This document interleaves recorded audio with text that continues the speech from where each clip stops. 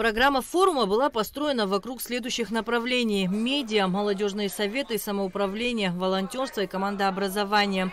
Ребята познакомились друг с другом, со своими кураторами и распределились по командам, придумали себе названия и девизы.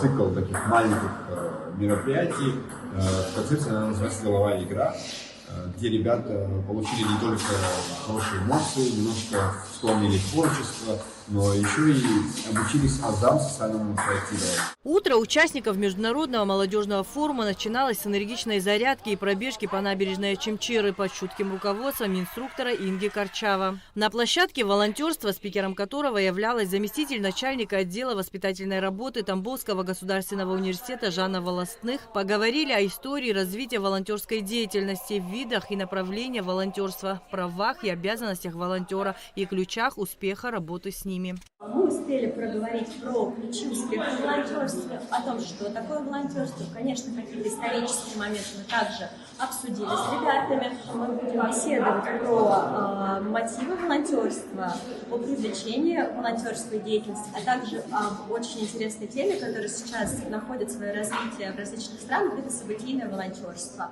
На площадке молодежные советы и самоуправление, спикер направления, представитель Башкортостана Ирина Сухарева рассказала о самоорганизации, молодежном самоуправлении и о том, какие цели нужно ставить перед собой. Проговорили про то, какие у нас есть элементы самоуправления, как создавать и работать с организациями и с большим количеством людей.